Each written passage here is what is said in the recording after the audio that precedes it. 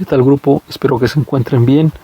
Hoy toca tratar sobre la segunda parte de la Revolución Mexicana, es decir, la etapa maderista. Ayer observamos los antecedentes, las causas que motivaron a la rebelión en contra de Díaz. Ahora trataremos una primera fase de este proceso histórico que tiene que ver con un personaje central de la revolución, que es Francisco I. Madero. Ocurrió de 1910 a 13 y esto significó el ascenso y caída de Madero.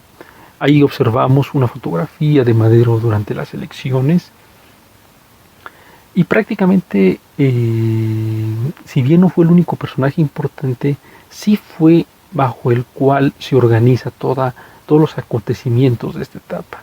Vamos a observar a detalle cómo van apareciendo nuevos personajes, pero acaba precisamente esta etapa con el magnicidio hacia Francisco I. Madero, es decir, su asesinato.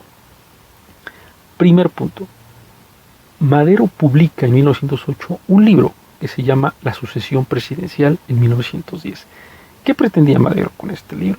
Pues bueno, concientizar a las élites económicas y políticas sobre que el gobierno de Díaz pues ya era bastante añejo, por así decirlo.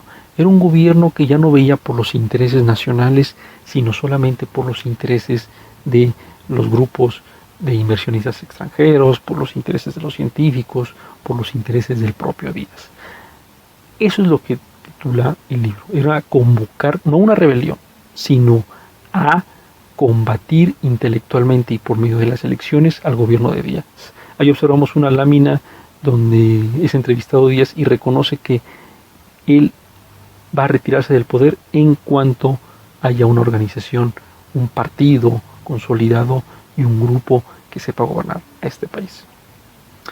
Primer consecuencia de esta sucesión presidencial, pues bueno, Madero se presenta a elecciones y es aprendido por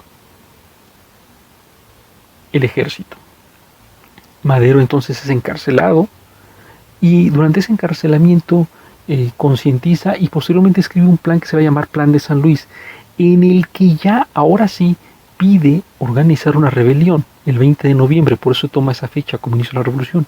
Lamentablemente tuvo repercusiones negativas para el grupo de Madero porque se descubren ciertos grupos que estaban preparando, entre ellos los hermanos Cerdán, que son los que observamos en la lámina, y son asesinados por el ejército. Entonces fue el primer revés que sufre Madero.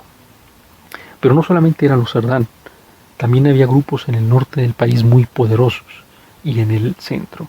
Uno de esos grupos eran liderados por personajes como Pascual Orozco, Francisco Villa, Emiliano Zapata y Venustiano Carranza. ¿Por qué coloco a Orozco en primer lugar?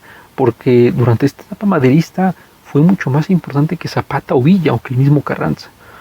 Orozco es quien organiza una rebelión en el norte muy importante y es el que vemos en la lámina y va a tener también mucha influencia en la caída de Madero. Ahí observamos, por ejemplo, a Francisco Villa, un líder muy importante también del norte del país y que poco a poco va a entrar en escena y va a tener acontecimientos muy importantes.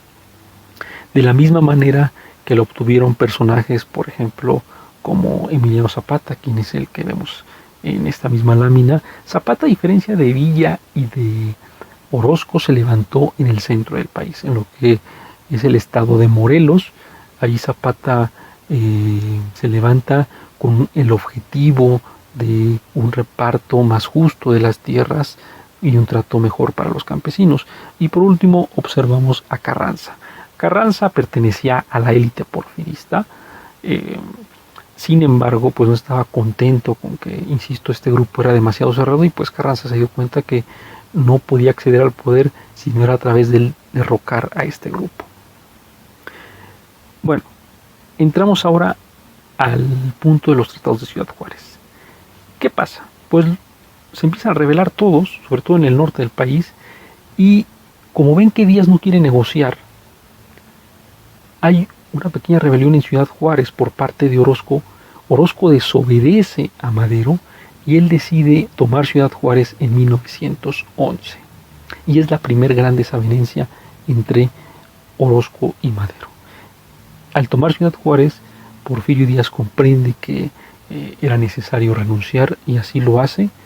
Renuncia prácticamente al poder en ese mismo año y deja el camino libre entonces para realizar elecciones que consideraban los bloques opositores como por primera vez democráticas en el país.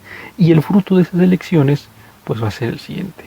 En primer lugar, Díaz ya no estaba en México, se había ido a Francia, y en segundo lugar, Madero asume como presidente de la República en noviembre de 1911, un año después de iniciada la revolución.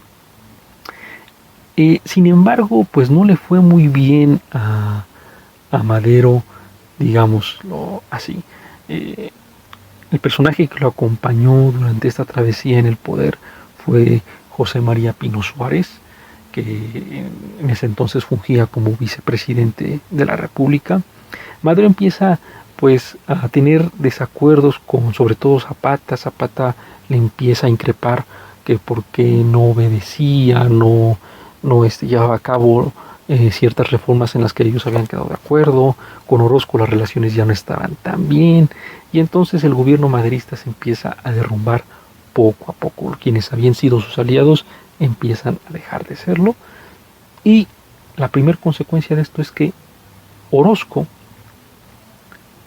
pues proclama un plan que se va a llamar el de la empacadora en marzo de 1912, a pocos meses de que Madero asumiera como presidente. ¿Y en qué consistía en este plan?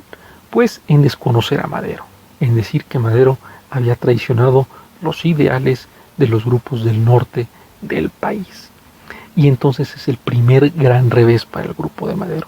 Madero se empieza a quedar poco a poco solo y este plan de la empacadora pues es prácticamente orquestado por el grupo del norte de la República y va a aparecer un personaje muy importante, Victoriano Huerta. Huerta trabajaba para Madero y trabajaba para Díaz y Huerta es enviado a sofocar la rebelión de Orozco, lo hace exitosamente y Madero piensa que se acaba de deshacer de Orozco, pero vamos a observar que no. Al contrario, esto le dio a Orozco mucho poder y se lleva a cabo la famosa decena trágica en febrero de 1913. ¿En qué consistió esto? Pues simple y sencillamente en que el ejército prácticamente y algunos grupos dan un golpe de estado en contra de Madero y que lleva por término el magnicidio tanto del presidente como de su vicepresidente José María Pino Suárez. Toman la Ciudad de México y con esto prácticamente terminan con la etapa maderista, con el asesinato de Madero. Madero termina con muy pocos tiempo en el poder, no logra llevar a cabo prácticamente muchos acuerdos que había establecido y significó también la entrada a una etapa de la revolución en la que vamos a estar en un conflicto totalmente latente entre diversos grupos. Para concluir, lo dejo con una frase de Porfirio Díaz que menciona cuando se va hacia el puerto de Veracruz para tomar camino a Francia y en el que menciona lo siguiente: Madero ha soltado al tigre a ver si puede controlarlo. ¿Qué quiere decir esto? Pues que Díaz, al fin y al cabo una persona bastante experimentada, con muchos años en el poder, sabía que México era muy difícil de controlar. Y observamos ahí a la siguiente foto. De alguna manera ese lema de Díaz significó una profecía prácticamente sobre lo que ocurría después. Esa foto es muy importante para esta etapa maderista. Observamos a dos personajes que son Orozco y Huerta.